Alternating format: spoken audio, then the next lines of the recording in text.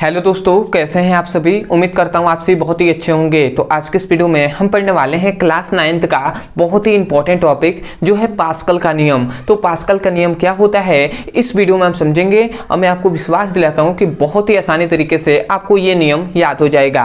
इससे पहले मैं बता दूँ, यदि आप इस वीडियो को देख रहे हैं सब कुछ अच्छे से साफ साफ दिखाई दे रहा होगा तो बहुत ही अच्छी बात है। यदि नहीं दिखाई दे रहा होगा तो आप अपनी वीडियो की क्वालिटी को बढ़ा लीजिएगा, क्योंकि तब आपकी क्वालिटी बहुत ही लो क्वालिटी में आपकी वीडियो चल रही होगी।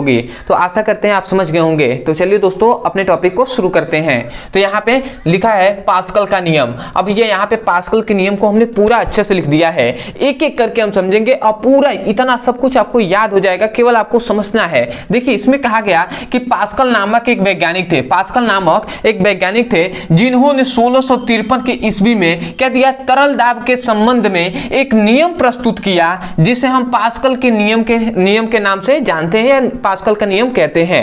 मतलब इसमें हमने क्या बताया कि पास्कल नामक एक वैज्ञानिक थे,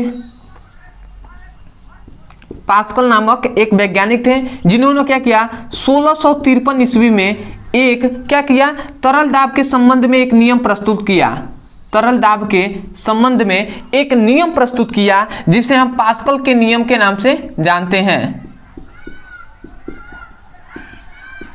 सबसे पहला इतनी पॉइंट्स आपको समझ में आया। हमने क्या कहा कि पास्कल नामक एक वैज्ञानिक थे जिन्होंने 1653 ईस्वी में तरल दाब के संबंध में एक नियम प्रस्तुत किया जिसे हम पास्कल के नियम के नाम से जानते हैं। तो आशा करते हैं कि आपको पहले इतनी पॉइंट्स आपको समझ में आ गया होगा कि इसको पास्कल के नियम के नाम से क्यों जाना जाता है, क्योंकि भैया पास्कल ने ही ये नियम दिया था। अब किस पर दिया था, तो तरल दाब के संबंध में एक नियम दिया था जिसे हम पास्कल के नियम के नाम से जानते हैं।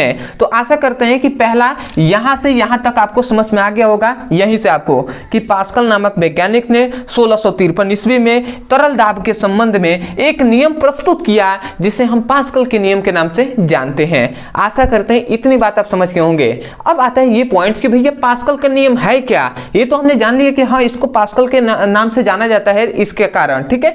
तो परंतु पास्कल का नियम है क्या, पास्कल नामक वैज्ञानिक ने क्या बताया इस नियम में। तो इन्होंने बहुत ही सिंपल बात बताया है। इन्होंने ये बताया कि कोई भी मान लेते हैं, थोड़ा सा पहले इसको देख ही लिया जाए, ठीक है। उसके बाद ये यदि आप पढ़ लेंगे तो आपको समझ में आएगा, जो फिगर से हम आपको समझाएंगे। तो देखिए इसमें पास्कल नामक वैज्ञानिक ने, जो पास्कल थे, इन्होंने कहा कि क्या लिया, एक बंद बर्तन लिया। अब एक बंद बर्तन में साम्य अवस्था में रखे तरल को किसी भी भाग के बाह्य दाब आरोपित करने पर क्या होता है, बिना क्षय हुए तरल के प्रत्येक भागों पर दाब का मान सामान्य होता है। मतलब इसमें क्या बताया गया, एक बार और पढ़िए उसके बाद समझिए। कहा गया कि किसी बंद बर्तन में मतलब कोई बंद बर्तन है, उसमें साम्य अवस्था में रखे तरल के किसी भाग पर, मतलब साम्य अवस्था में कोई तरल रखा गया है, तरल मतलब भैया द्रव, ठीक है। तो कोई द्रव रखा गया है तो साम्य अवस्था का मतलब समझते हैं ना, कि मतलब वो तरल जो हो, जो द्रव हो, वो शांत अवस्था में हो। जैसे कि मान लेते हैं एक गिलास लिया,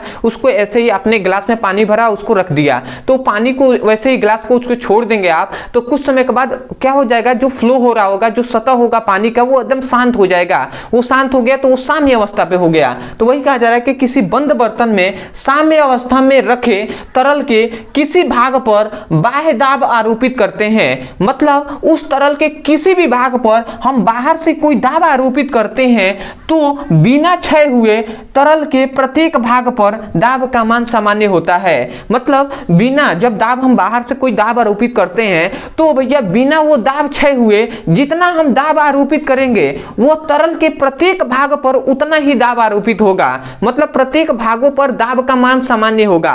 समझ में आया क्या कहा जा रहा है। देखिए अब फिगर से अब हम समझते हैं। आशा करते हैं कि इतनी बात आपको समझ में आ गया होगा, ठीक है। कि पास्कल ने क्या दिया था भैया, पास्कल ने 1653 ईस्वी में एक तरल दाब के संबंध में नियम दिया था जिसे हम पास्कल के नियम के नाम से जानते हैं। अब उन्होंने क्या बताया पास्कल ने, तो मान लेते हैं एक हम बंद बर्तन ले लेते हैं। आप किसी प्रकार का बंद बर्तन ले सकते हैं, जैसे मैंने यहाँ पे एक बंद बर्तन ले लिया है, ठीक है। ये एक मान लेते हैं बंद बर्तन है। अब इस पर क्या लगाया गया है, इस पर आपको पिस्टन लगा दिया गया है। ये क्या है भैया, ये पिस्टन इस पर लगा दिया गया है। अब पिस्टन तो आप समझते हैं ना, पिस्टन का मतलब ये होता है कि यदि इस पर बल लगाया जाएगा तो ये अप डाउन करेगा, नीचे भी आ जाएगा और ऊपर भी चला जाएगा। ठीक है, ये भी पिस्टन लगाया गया है तो ऊपर और नीचे आ सकता है, परंतु इसमें यदि तरल भरा गया है, तरल मतलब क्या होता है भैया कि मतलब इसमें द्रव भरा गया है, जैसे कि पानी आप कह सकते हैं या आप कह सकते हैं कि तेल ओल भर दिया गया है।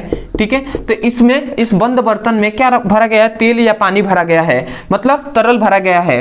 तो इसमें क्या होता है, ये पिस्टन क्या करता है, पिस्टन का मतलब होता है तो पिस्टन से इसको बंद कर दिया गया है। तो पिस्टन वो होता है कि जो क्या करता है, जो अप डाउन तो होगा, ऊपर नीचे हो सकता है, परंतु इस तरल को बाहर नहीं निकलने देगा। जैसे कि सिरिंज होता है, जो क्या होता है, हॉस्पिटल में जाएंगे तो सिरिंज होगा, तो उसमें क्या होता है, जो अप डाउन हो जाता है, वो जैसे क्या किया जाता है, इंजेक्शन लगाया जाता है, तो देखते हैं इंजेक्शन से जैसे इस तरह किया जाता है तो वो क्या होता है, जो उसमें क्या होती है, दवाइयां होती है, वो क्या हो जाती हैं, चली जाती हैं। ठीक है, जब सुई लगाया जाता है तो इंजेक्शन का मतलब क्या, तो जिसमें वो क्या होता है, लिक्विड जो क्या होता है, जो अप डाउन किया जाता है, वही क्या है आपका, वही है भैया पिस्टन। पिस्टन का मतलब देखिए, वो दवाई को बाहर नहीं निकलने देता है। ठीक है, चाहे अप करे या डाउन करे, दवाई को बाहर नहीं निकलने देगा। निकलेगा तो भैया आगे से ही, पीछे से नहीं निकलेगा, पिस्टन से नहीं निकलेगा। ठीक है, तो पिस्टन का मतलब कि अप डाउन भी हो जाएगा, परंतु तरल को बाहर नहीं निकलने देगा। ठीक है, तो ये पिस्टन लगा दिया गया। अब इसमें ये बताया जा रहा है कि यदि मान लेते हैं कि ये बताया गया कि एक बंद बर्तन है, तो ये सबसे पहले एक बंद बर्तन है कि नहीं, समझिएगा, ये बहुत ही कठिन, ये एक तरह से कहा जाए तो एक टॉपिक है जिसको समझना मुश्किल हो जाता है। तो एक बंद बर्तन है, अब इस बंद बर्तन में दोनों साइड पे हमने क्या लगा दिया है, पिस्टन लगा दिया है। अब पिस्टन पर मान लेते हैं इसकी एक साइड पर हम क्या करते हैं, दाब आरोपित करते हैं। इसकी एक साइड पर हमने क्या किया, दाब आरोपित किया।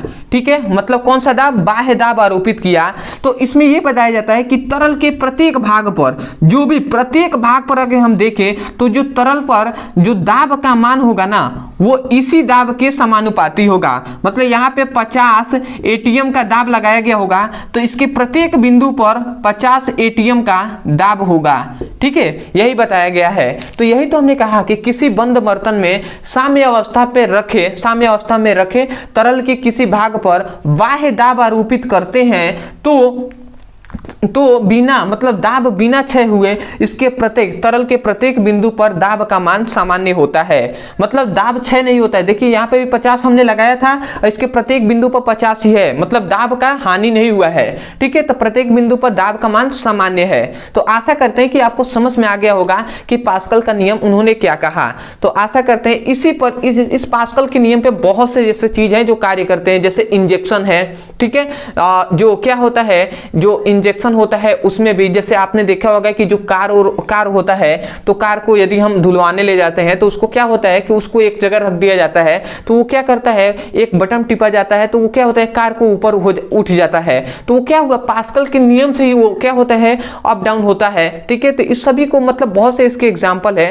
तो आशा करते हैं कि आपको इतना सब कुछ, आपको जो हाइड्रोलिक होता है वो भी इसी पर कार्य करता है। ठीक है, पास्कल के नियम पे। तो आशा करते हैं कि आपको जो पास्कल का नियम है ये आपको समझ में आ गया होगा। तो मैं यही कहूंगा, यदि आपको समझ में आया है, यदि आपको इस वीडियो से सीखने को मिला होगा, तब जाकर आप चैनल को सब्सक्राइब कर दीजिएगा और हो सके तो हमें कमेंट सेक्शन में जरूर बताइएगा कि आपको वीडियो कैसा लगा। अदरवाइज बहुत से ऐसे स्टूडेंट हैं जो चाहते हैं क्लास 10th हो या क्लास 9th हो या क्लास 11th, उसका फिजिक्स और केमिस्ट्री का चैप्टर वाइज सीक्वेंस में एक एक करके वीडियो मिले और वहां से जाकर मैं पूरे सिलेबस को अच्छे से पढ़ सकूं। यदि आप भी पढ़ना चाहते हैं तो आपकी सुविधा के लिए या तो आप हमारे चैनल के प्लेलिस्ट में चले जाइए, या आपकी सुविधा के लिए यहाँ पे एक नंबर दिया जा रहा है, इस नंबर पे आप व्हाट्सएप कीजिए। और मान लेते हैं आपको क्लास 9th का फिजिक्स और केमिस्ट्री का पढ़ाई करना है, तो आप लिखिए class 9th physics chemistry all video link और मैसेज कर देना है व्हाट्सएप पर। आपको तुरंत फिजिक्स और केमिस्ट्री का लिंक मिल जाएगा, वहां से उसकी पढ़ाई कर सकते हैं। तो चलिए दोस्तों, आज के लिए इतना ही, मिलते हैं एक नए टॉपिक के साथ। तब तक के लिए धन्यवाद। जय हिंद, जय भारत।